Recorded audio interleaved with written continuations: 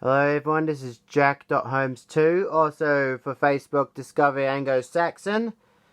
And today I'm going to show you about the Sydney Desk Sydney Desk rail vehicles and transport that are covered. It's been a long year since it's been 5 years since I've been filming in desk railway engines, but I'm going to show you what the trains I use for the Sydney Desk Railway. Hey. Here it is. The trains, the tram, and the bus. Let's start with the locomotives I have. Let's start with this engine here. The Emerald Knight. Now this is based off the LNR's famous steam train, the Flying Scotsman. I possibly think it looks like the Flying Scotsman, and the front of it looks like the Flying Scotsman LNR, but it used to have side plates that extend about here. I didn't want to add it on when I built built it from scratch, because I didn't want to. I didn't want to confuse it with Victorian locomotives. Because those Victorian locomotives, like like on the Victorian steam railway, they have side plates that have onto from here to about here, and they're painted red. Anyway, so this is a 462. Similar to the LNR locomotives, this is non-streamlined. And this one, and the quick story about this is it started in Billund when I have a link down below about the story on one night. It's on in the description box. So the first train ever that Lego made was a steam engine, a German outline and style tank engine. So 2009, 2010, it came out of this, the Emerald Knight. It took them a year and a half to design, sketch it out, engineer, and build it from scratch.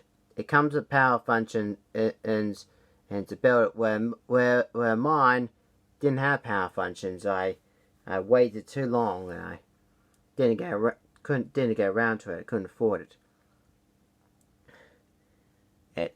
And yeah, now you probably know there's some scribble writing there. That's why I put the word NSWGR. Also, the New South Wales Government Railway. Why is it called the New South Wales Government Railway? Because Sydney, a railway of Sydney, is owned by the New South Wales Government Railway of New South Wales. It was originally the Sydney Railway, between Sydney, Railways and Newcastle Railways, until it joined up towards the 20th century, where it became known as the New South Wales Government Railway. The cabin. Let's take a look at the cabin. Now, for the cabin here, this is what the cabin looks like the cab of the locomotive or the engine. You see that fire door there? That's where it used to be, where it leads to the firebox, and the fireman shovels coal into the fire to feed the fire. Now there's also additional plates like the little switches, and including the one in the middle that I added when built the engine, so to give it more detail. and it's coal bunker tender, which is also a water tank. If you have ever a lump of coal or as a souvenir from the railways, and you have a train like the Emerald Knight here, then you might, to give it more detail, you can actually smash the lump of coal to pebble parts, tiny pebble size, and dump it into the coal bunker to keep it to give it more extra detail of the steam engine. As much as this locomotive, well, there's a guy in the UK that gave the railway that gave Sydney its own desk railway, and the original desk railway in the UK, Turbo J UK, he built had a huge desk. He had a huge desk that he can lay track and layout for his desk railway. Unfortunately, it was different. It was on the same desk and locations all different things, but still on the desk. Let's talk about it later. So it also comes in extra. This extra coach, and this extra coach is also the LTS, the Lego Rail Transport System. I must admit, it's based off the Pullman coaches of the British Railway. Anyway, now let's move on to diesel locomotive desk railway. This is one of the British of the Sydney Desk Railway, a freight trains or could be used for passenger service. 7939, the yellow diesel train. It used to come with a pantograph wire, but it could be a painstaking in putting up a pantograph of wiring, overhead wiring, which also involves from the Lego Railway. It involves fishing wire, mounted onto, glued to overhead poles. Those to represent electronic wires, and a pantograph of above could actually touch the wires to give to make it look like electricity trains. But since it's going to be since the pantograph wiring is painstaking, I removed the pantograph wire and converted it into a diesel locomotive. Now, it's either a goods train or a freight train, but since it's a goods train, it also carries a huge amount of freight, including a coal cart, where it carries coal. Well, that brown and gondola car reminds me of a modern version of the freight cars at coal wagons at the coal trucks that the locomotive used is to transport coal to Newcastle in the Hunter Valley. The octane, the rolling stock. We're just moving on to rolling stock now. The octane and wagon, that looks almost like they transporting shale oil, which almost entirely looks like it's similar to the Commonwealth Oil Corporation of the Wolgan Valley Railway. They have loads of these oil tankers that carry transport loads of shale oil from Wolgan Valley, Noons Railway, to from Noon's town of Noons to Noons Junction, and the line opened in late 1906, early 1907.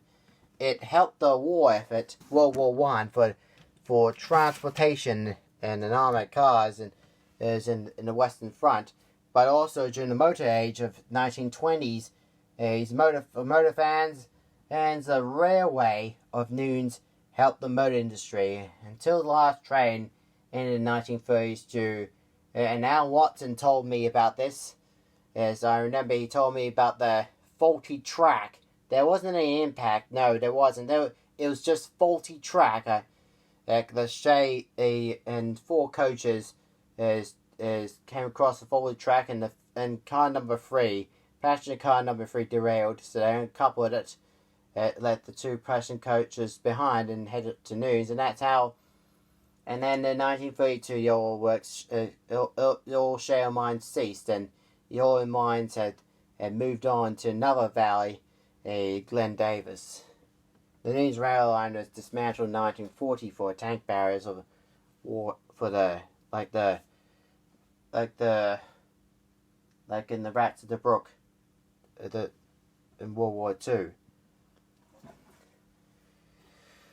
Anyway, let's move on to the next one.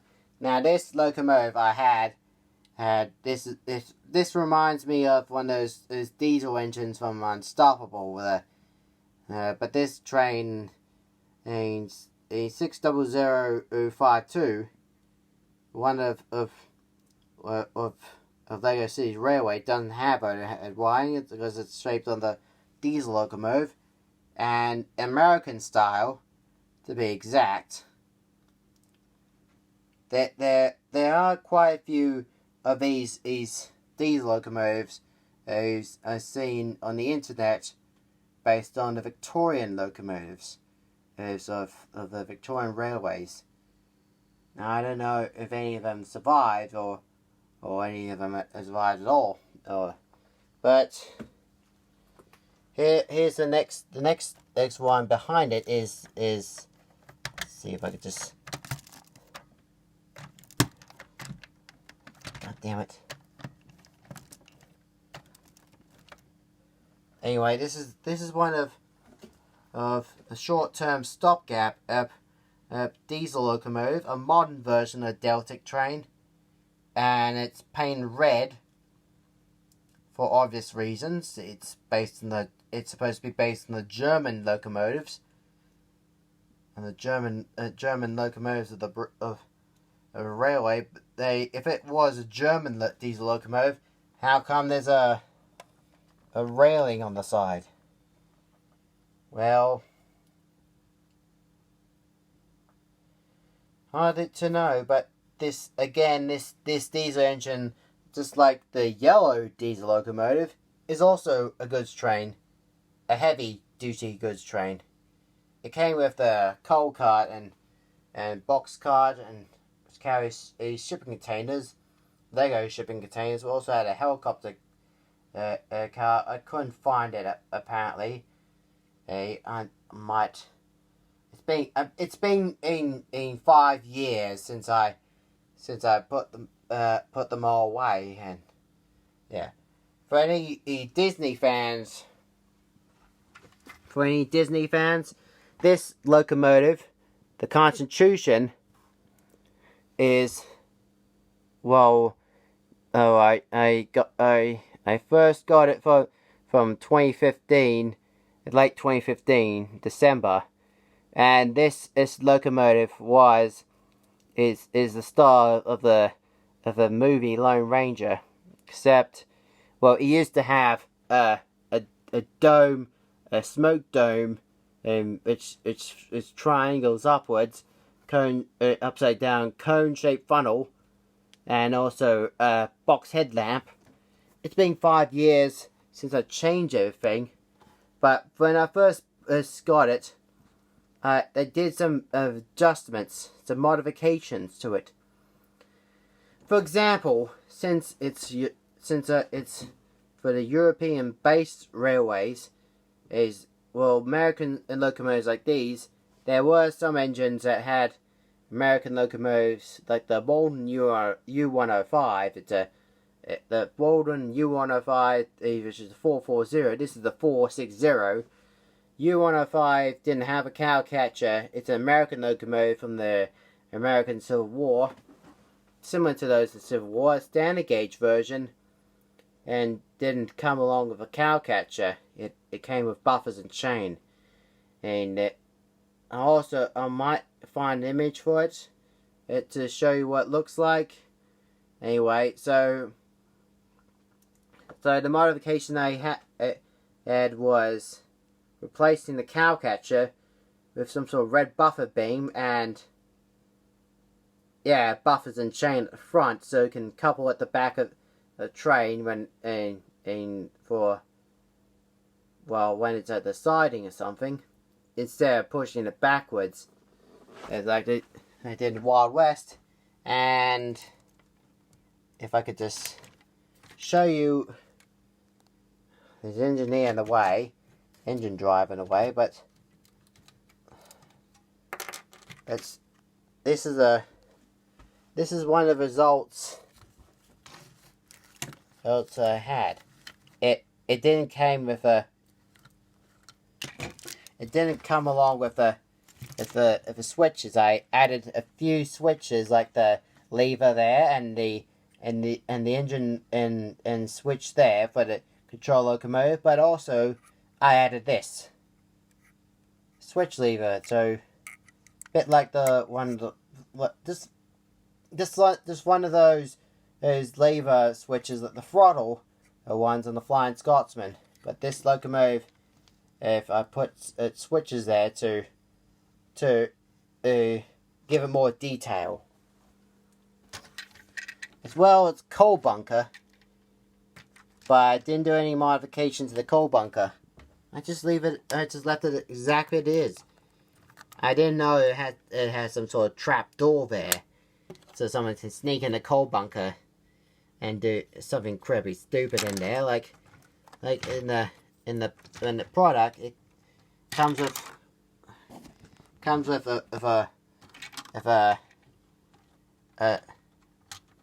from Mad About at Lego, their YouTube channel.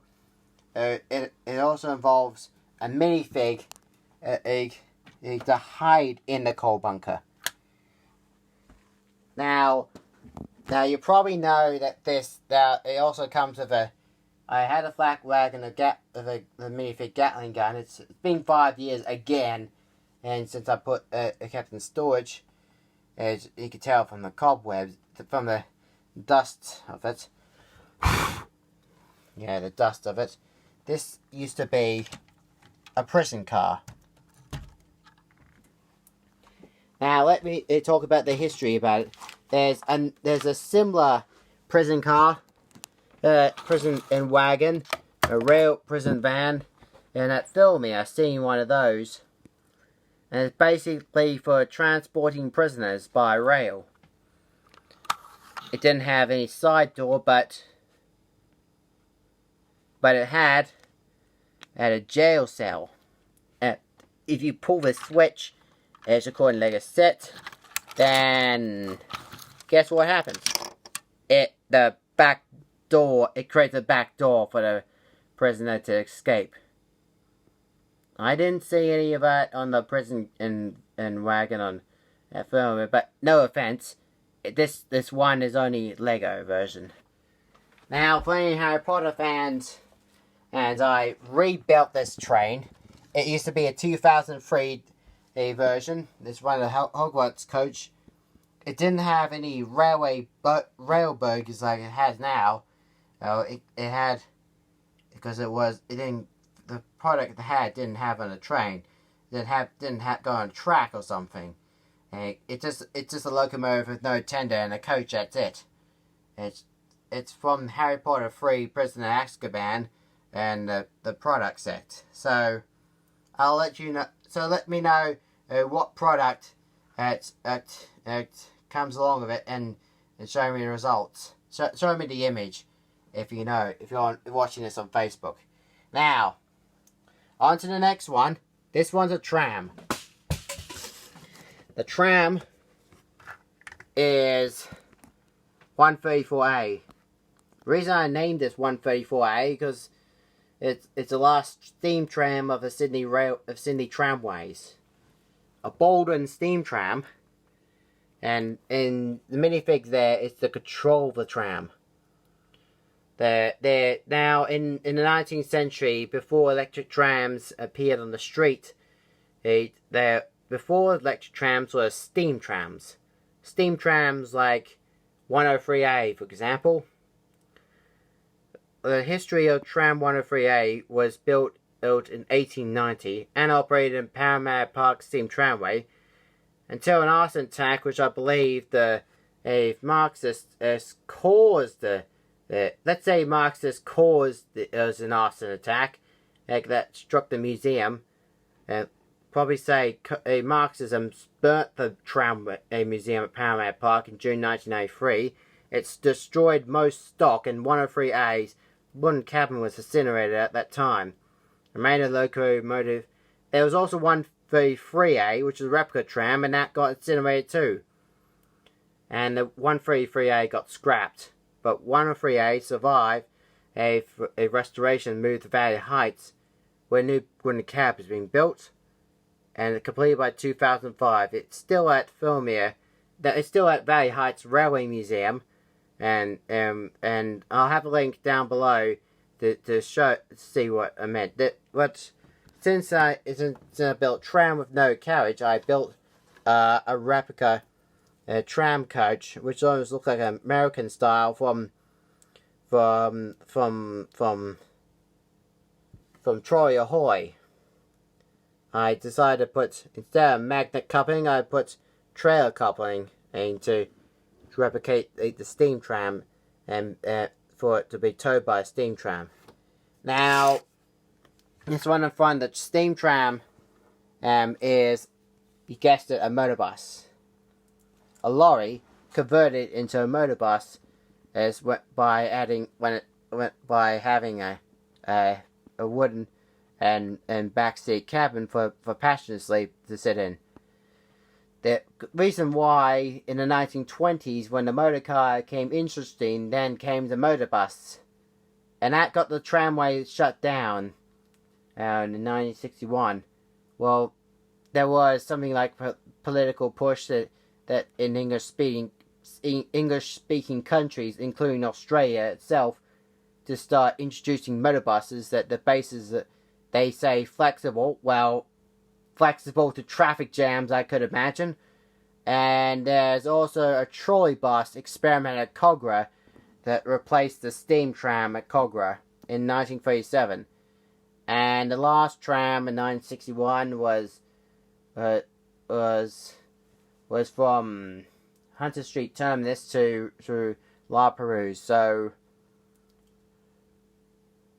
literally though, and since then, after the tramway closures, buses rule the roads. It's hopefully to get the buses off the road to replace it with light rail, it will be the best idea. But wouldn't it be interesting to use historical electric trams and steam trams on the light rail line of today for like a festival or something for exchange? I'll think about it at some time later. Anyway, so this is all my trains for the Sydney Desk Railway and tramway transport system. Hope you enjoy the video. Give this video a like, a smashing like, and thumbs up. Subscribe. Hope to get more views on this on YouTube channel, on my YouTube channel. So, and also Facebook. I have a Facebook page called Discovery Anglo-Saxon. If you're watching from YouTube, I'll put a link in the description down below. But for now, and I'm hoping to put more animations to put more animation. That's why I'm clearing this space for put another desk here to make a movie or something. So, but for now, This is Jack.Holmes2. Who for YouTube. Discovery Anglo-Saxon for Facebook. And yeah, that's it. Bye for now.